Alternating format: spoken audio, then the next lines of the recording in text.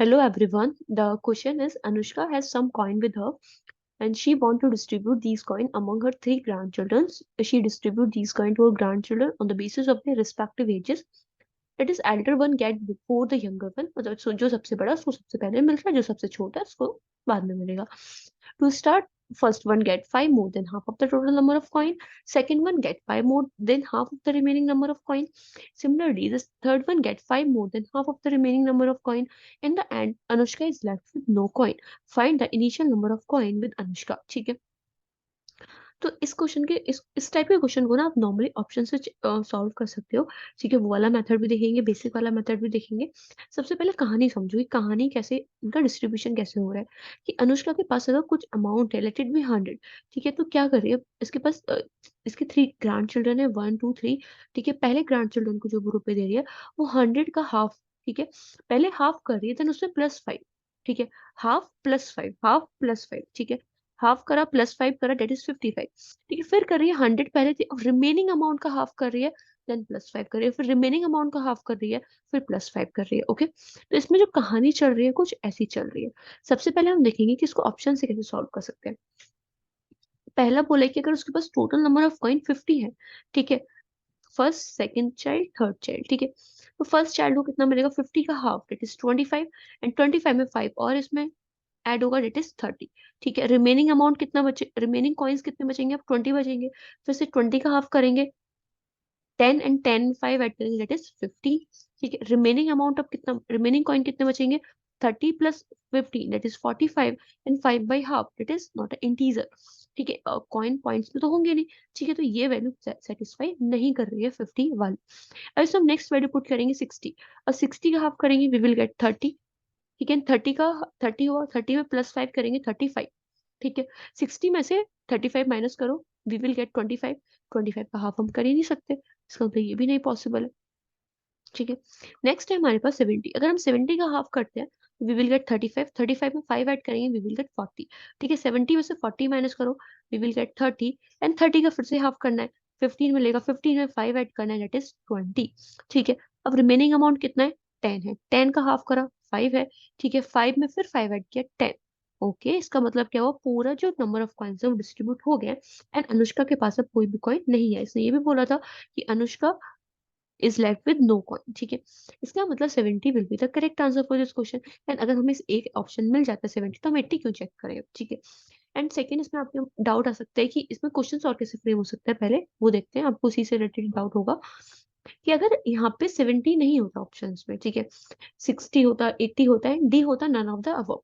ठीक है, अगर ऐसा कुछ होता तो आप 50 60 80 पे चेक करते. एंड अगर इस पे कोई सेटिस्फाई नहीं कर रही है वैल्यू, तो answer none of the above होता. अगर इसमें से किसी पे सेटिस्फाई हो जाती तो वो आंसर हो जाता.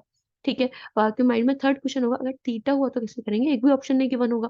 तो थीटा के लिए आपको बेसिक मेथड से जाना होगा. तो बेसिक मेथड देखते हैं कि इसका ट्रेडिशनल अप्रोच कंसेप्ट क्या चल रहा है इसमें. ठीक है, तो हम इसमें मानेंगे कि let the number of coins with Anushka be 2x. हमने 2x क्यों माना, क्योंकि हम यहाँ पे हाफ कर रहे हैं.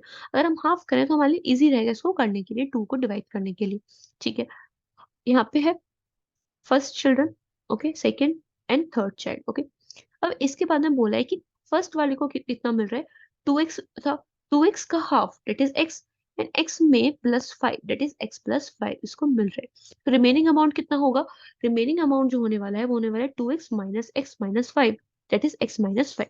ये है रिमेनिंग अमाउंट. अब हमें x-5 का हाफ करना है, फिर से हम फ्रैक्शन में डील कर रहे होंगे, तो फ्रैक्शन में हमें डील ना करना पड़े, इसीलिए हम x-5 को क्या एज्यूम कर लेंगे, 2y एज्यूम कर लेंगे. ठीक है, 2y का हाफ क्या होगा, y होगा. तो y किसको मिलने वाला है, सेकंड चाइल्ड को मिलने वाला है.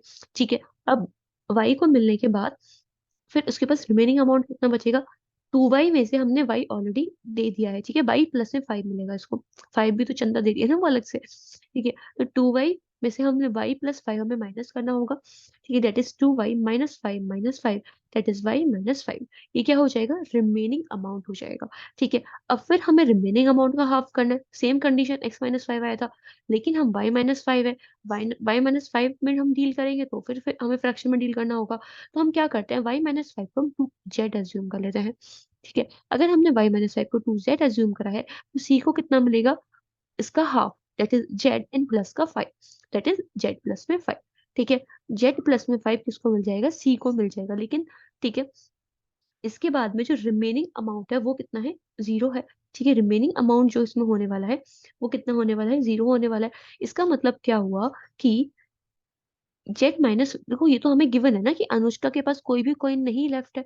ठीक है, अगर 2 जेड है, ठीक है, 2 जेड रिमेनिंग अमाउंट, इसमें से हमने थर्ड को कितना दे दिया है, जेड प्लस 5। रिमेनिंग अमाउंट कितना होगा, 2 Z minus Z minus 5, that is Z minus 5। लेकिन जेड माइनस 5 कितना है, remaining amount 0, that is Z की वैल्यू हमें कितनी आ गई, 5। यहाँ से हमें जेड की वैल्यू कितनी मिल गई, 5 मिल गई।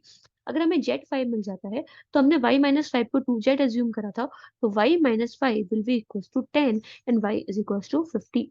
ठीक है, y की वैल्यू हमसे यहाँ से 15 आ गई। नेक्स्ट पूछे x की कितना होगा वैल्यू, y 15 आ गया, तो x-5 is equal to 30 and x is equal to 35। x की वैल्यू यहाँ से कितनी आ गई, 35 आ गई। Find the initial number of coin with Anushka, Anushka के पास कितने कॉइन थे, 2x थे, इसका मतलब 2 इंटू 35 दैट इज 70। तो इसका करेक्ट आंसर कितना होगा, 70, जो कि हमने ऑप्शन से भी देखा था कि 70 आंसर आ रहा था। ठीक है, तो आपके पास इसमें ऑप्शन से ही जाना है, अगर ऑप्शन प्रेजेंट है, अगर टीटा है तो आपको इसको बेसिक से जाना पड़ेगा। Okay, thank you.